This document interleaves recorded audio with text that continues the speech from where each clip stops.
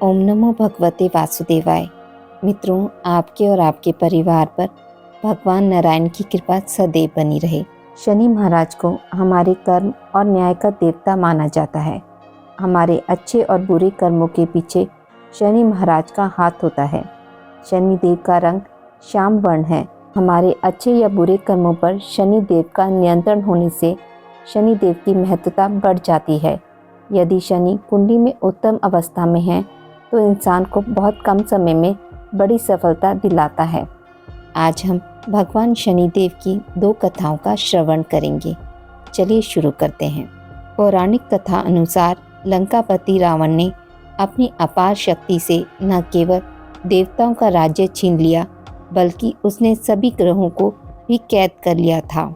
जब रावण की पत्नी मंदोदरी गर्भ से थी तब रावण की यह इच्छा थी कि उसका होने वाला पुत्र ऐसे ग्रह नक्षत्रों में जन्म ले जिससे कि वह महापराक्रमी, कुशल योद्धा और तेजस्वी बने। वह चाहता था कि उसका पुत्र दीर्घायु हो और कोई भी देवी देवता उसके प्राण न हर सके। समस्त ग्रह रावण के प्रकोप से भयभीत रहते थे, लेकिन एकमात्र शनिदेव ही ऐसे थे जो रावण से जरा भी नहीं डरते थे। मेघनाद के जन्म के समय रावण ने सभी ग्रहों को शुभ और सर्वश्रेष्ठ स्थिति में रहने का आदेश दिया। उस समय शनिदेव के अलावा अन्य सभी ग्रह रावण की इच्छा अनुसार स्थिति में आ गए थे। रावण जानता था कि शनिदेव आयु की रक्षा करते हैं, लेकिन यह भी जानता था कि आसानी से तो शनिदेव उसकी बात मानकर शुभ स्थिति में विराजित नहीं होंगे। अतः रावण ने अपने बल का प्रयोग करते हुए शनिदेव को भी ऐसी स्थिति में रखा जिससे उसके होने वाले पुत्र की आयु वृद्धि हो सके। शनि तो न्याय के देवता हैं, इसलिए रावण की मनचाही स्थिति में रहते हुए भी मेघनाद के जन्म के दौरान उन्होंने अपनी दृष्टि वक्री कर ली, जिसकी वजह से मेघनाद अल्पायु हो गया। शनिदेव की इस हरकत से रावण क्रोधित हो गया और क्रोध के आवेग में उसने अपनी गदा से शनिदेव के पैर पर प्रहार किया। तभी से शनिदेव लंगड़ाकर चलते हैं। दूसरी कथा। एक बार एक ब्राह्मण के सपने में नीली घोड़ी पर नीले कपड़े पहने एक आदमी दिखता है और कहता है, ब्राह्मण देवता, मैं तेरे लगूंगा।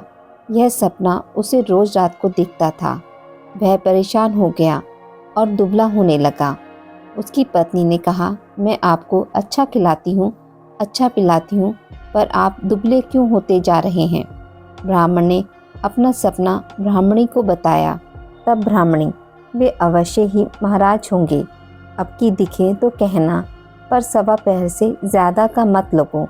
उस दिन जब सपना आया तो ब्राह्मण ने कहा, अच्छा लग जाओ, पर कितना लगोगे। 7.5 वर्ष का लगूंगा। ब्राह्मण ने कहा, क्षमा करो शनि जी, इतना भारी तो मुझसे झेला नहीं जाएगा। तब शनिदेव बोले, अच्छा 5 वर्ष का लग जाऊंगा। तब ब्राह्मण ने कहा, शनि जी मेरे लिए ज़्यादा है। तब शनि जी बोले, 2.5 साल का लग जाऊंगा। ब्राह्मण ने फिर मना किया। तब शनि जी बोले, 1.25 पहर का लगूंगा ही, इतना तो कोड़ी कालंगी मंगता भिकारी जाता हूँ। तब ब्राह्मण ने कहा, ठीक है। उसे 1.25 पहर की शनि की दशा लग गई। ब्राह्मण ने नींद से उठकर अपनी पत्नी से कहा, मेरी 1.25 पहर की शनि की दशा लगी है, सो मैं जंगल में जाकर समय बिताऊंगा।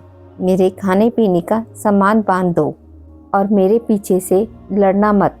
घर में बैठी रहना, बच्चों को भी जाने देना, और इस 1.25 पहर में कोई गाली भी दे तो सुनकर रह जाना। ऐसा कहकर ब्राह्मण घर से चला गया। जंगल में ब्राह्मण एक पीपल के पेड़ के नीचे बैठ गया और हनुमान जी का पाठ करने लगा। 1 पहर बीत गया तो ब्राह्मण ने सोचा, बाकी का समय तो रास्ते में ही बीत जाएगा, सो वह वहाँ से चल दिया। रास्ते में सब्जी की बाड़ी में बड़े बड़े कद्दू लगे थे।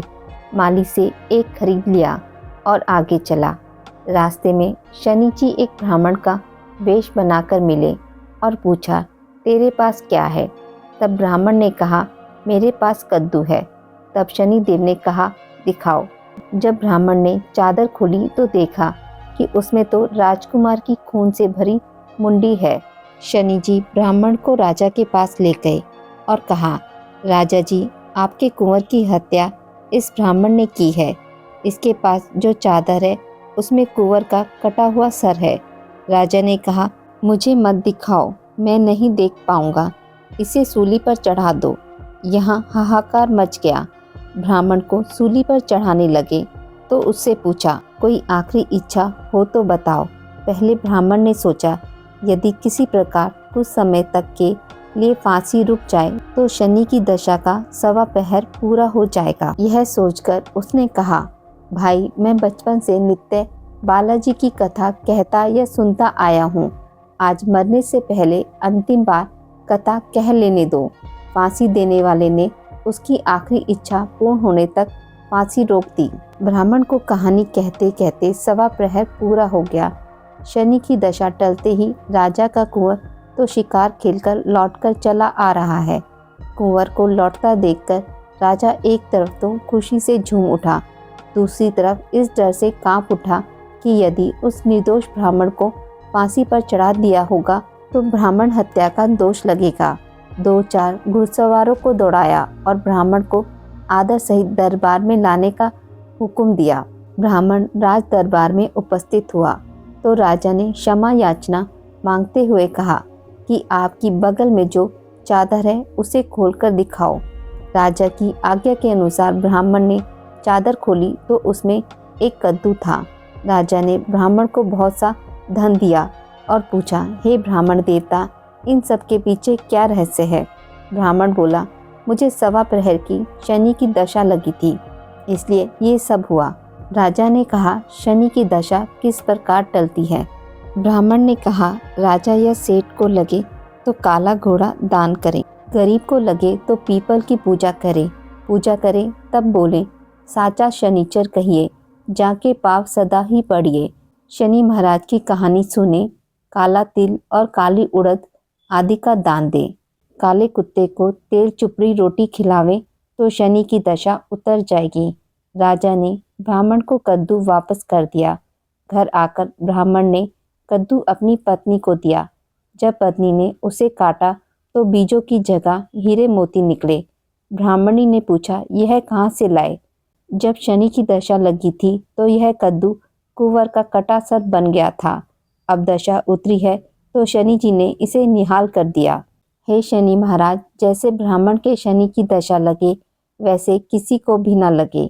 जैसी उतरी दशा ब्राह्मण के आए वैसे सबकी आए। शनि ने ध्याऊं, मन इच्छा पाऊं। हे शनिदेव, जय शनिदेव। आज की इस वीडियो में बस इतना ही। मित्रों, आपको यह कथा अच्छी लगी हो तो मेरे वीडियो को लाइक और शेयर ज़रूर करें और पूजा पाठ से जुड़ी जानकारी के लिए मेरे चैनल को सब्सक्राइब करना ना भूलें।